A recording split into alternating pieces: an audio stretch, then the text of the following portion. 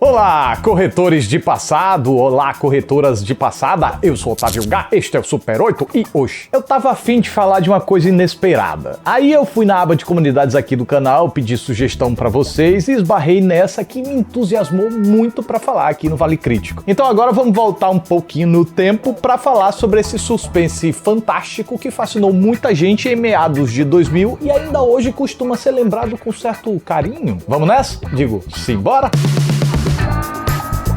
Se meu DVD desse filme não funcionar, é um defeito borboleta? Efeito borboleta é uma categoria do Oscar dos insetos? Bolo que é feito borboleta voando é torta? Tudo isso e muito mais agora. Um guri sofre com alguns blackouts que geralmente acontecem em momentos cruciais de sua vida. Mais tarde ele descobre que tem o poder de voltar a esses momentos e reconstruir o passado. No entanto, a cada tentativa ele provoca efeitos colaterais que jamais poderia antecipar.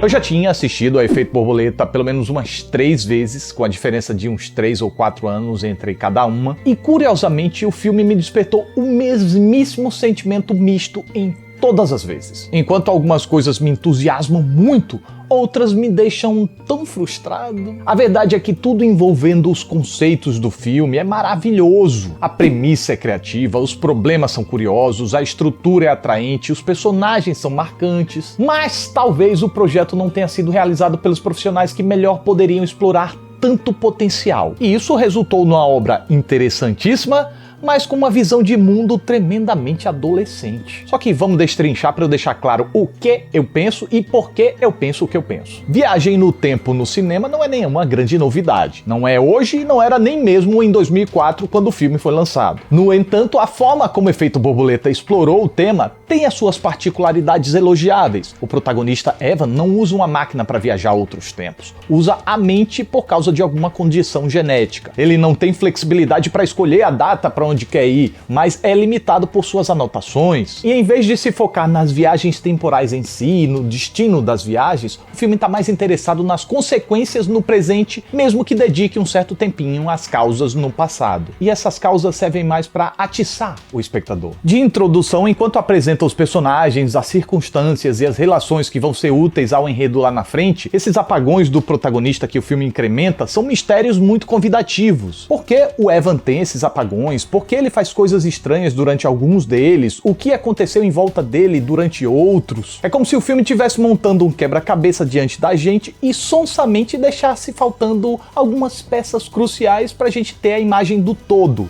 Sonsamente muito bem calculado pra gente imergir com tudo no instinto em busca dessas peças faltantes. Daí, quando elas começam a aparecer e começam a ser encaixadas, é satisfatório demais. Além da imagem estar se formando, como a nossa cumplicidade foi fisgada lá no início, agora a gente tem uma satisfação como se fosse participante da montagem do quebra-cabeças. Só que isso poderia dar uma sensação de saciamento precoce. Tamo montando, já sei o que tá se formando, dever cumprido. E é aí que o roteiro acerta de novo quando usa o passado para atiçar o espectador por um segundo motivo. A cada retorno, o que está em jogo e as circunstâncias mudam. A ideia de Efeito Borboleta é não se acomodar. Quando a gente se acostuma com a situação, o filme arranca nosso chão e se reconstrói com novos percalços, fazendo com que a gente jamais perca o interesse. E além de, na teoria, a solução não ser entregue de mão beijada, mas requerer alguns neurônios queimados e alguns sacrifícios da parte do protagonista, quando uma questão é solucionada, logo um outro problema aparece, requerendo do sujeito botar a caixola para funcionar ainda mais, pois a cada tentativa os erros queimam algumas possibilidades de solução que vão ficando cada vez mais restritas. E essa situação exige que o cara passe por bocados ainda piores para tentar novamente achar uma saída. E como dá para notar, o roteiro é muito hábil ao arquitetar uma estrutura de desafios constantemente crescentes, pois isso faz com que o público não sinta o tempo passar. Afinal, é uma experiência que, apesar das passagens amargas da história e de abordar certos temas pesados, é uma obra muito fácil de consumir. Agora, apesar de ideias tão boas, de uma estrutura narrativa tão sedutora e gratificante de acompanhar, e talvez até por causa desses acertos seja mais difícil de notar o que eu vou falar a seguir, como tem artificialidades em Efeito Borboleta. O que me leva a crer que o filme foi conduzido por adolescentes. Calma, não tô atrelando mal algum em ser adolescente e tampouco eu tô querendo dizer que adolescentes não são capazes de produzir obras geniais, tá? Por adolescente, eu quero dizer que é normal da pouca idade ter uma visão de mundo mundo mais limitada, menos profunda, e nessa fase, quando a gente completa o que não conhece com a intuição, por causa do nosso menor conhecimento, a nossa lógica acaba sendo meio furada. Não tá fazendo muito sentido do que cabojos eu tô falando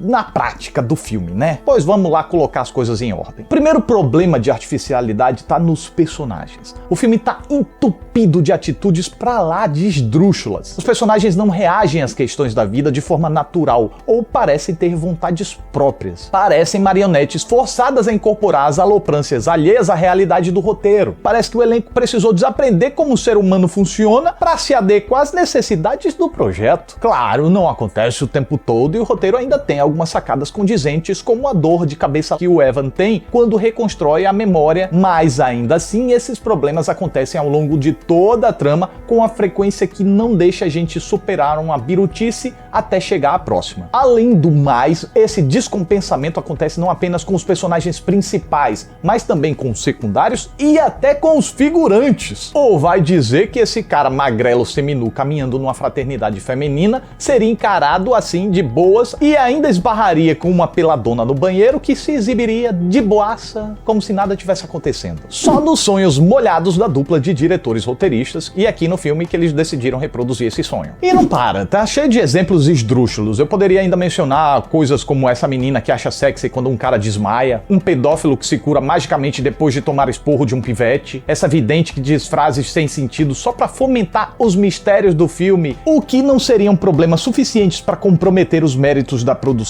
se essa visão artificial de mundo e personalidades também não alcançasse as camadas mais vitais da trama. E aí tá o nosso segundo problema de artificialidade. Os realizadores levaram a ideia da premissa ao pé da letra. Quando eles apresentam um efeito borboleta numa cartela inicial dizendo que até algo tão pequeno como bater de asas de uma borboleta pode causar um tufão no outro lado do mundo, e usam isso como um resumo esdrúxulo da teoria do caos, os caras não estavam de brincadeira e levaram o exagero bem a sério nos momentos seguintes. Pois tudo que acontece aqui é grande demais, drástico demais, radical demais. Ou tem a ver com morte, ou tem a ver com mutilação, ou loucura. Se não for trabalhando com obviedades e exageros, os realizadores parecem achar monótono. Porém, acabam fraturando aquela ideia boa da reconstrução constante da trama com consequências difíceis de engolir. E quando a gente supera para poder seguir em frente, a gente já pode esperar que a próxima situação vai ser igualmente drástica e exagerada. O que começa a deixar os eventos do filme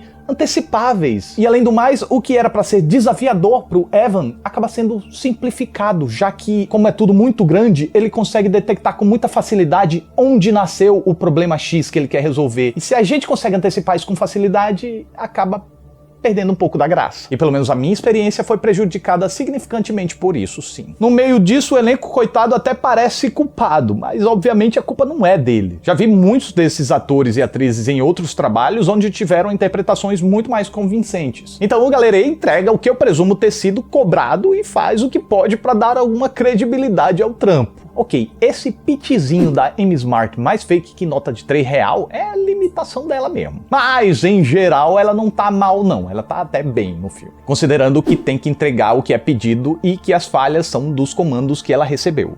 Tá? Até mesmo o Ashton Kutcher, que não é um exímio ator, entregou uma performance bem capaz, ainda que nada extraordinário. Eu diria que o molequinho que interpreta o Evan durante a infância me chamou até mais atenção. Tá aí, curiosamente é justamente com o protagonista que essa artificialidade acontece menos. Talvez seja pelo fato do elemento fantástico estar aliado a ele. Talvez seja pelo fato da trama ter sido construída em torno dele. Como se os criadores tivessem se concentrado na trajetória dele e usaram todo o resto do elenco como acessório para a história caminhar por onde eles queriam que caminhasse. Eu penso que os criadores julgaram não valer a pena pensar numa trajetória de vida para eles. Bastava apenas um ponto de partida e um destino. Sofreu um trauma? Salta pra, ficou louco para sempre. Irmão morreu? Salta pra, virou prostituta. E assim, esses personagens não parecem existir de forma independente, não parecem ter objetivos de vida próprios. Existem apenas para servir ou atrapalhar o protagonista. O que revela a manipulação forte do roteiro e enfraquece a obra. E é uma condução com uma sensibilidade artística tão problemática que o filme foi relançado em Blu-ray com a versão da direção, como eu falei, e o final consegue ser pior do que a versão do estúdio lançada nos cinemas e em DVD. Mas não é pouco pior não, é muito pior. A versão dos diretores novamente apelou pro drástico, pro que eles imaginavam ser apoteótico. Porém, pelo menos ao meu ver, apoteótico mesmo era terminar o filme com o protagonista se obrigando a abraçar a frustração de não ter o que queria, com aquele reencontro anos mais tarde ao som da música do Oasis. E quer saber? Para provar essas fragilidades de efeito borboleta, basta a gente pensar em Questão de Tempo. Um filme que aborda a viagem no tempo de forma mental e as consequências drásticas do efeito borboleta, só que de um jeito mais maduro, mais crível, mais sutil. E nem por isso deixou de ser curioso, pipocão, divertido, acessível. Claro, efeito borboleta merece o crédito da criatividade, mas Questão de Tempo merece muito mais crédito por ter aproveitado a ideia muito mais caprichadamente. Porque, na verdade,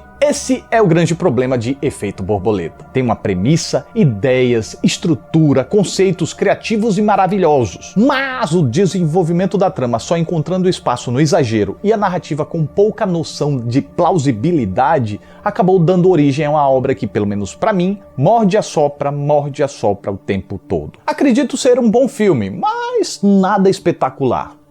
Infelizmente. Pois tinha muito potencial para ser.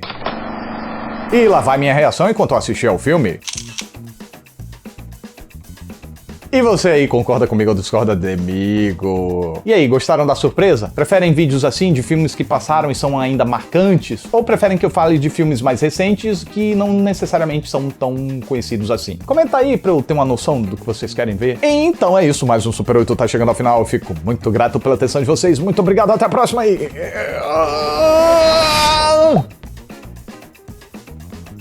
Sabe o que é isso? Efeito de borboleta. Peguei no YouTube.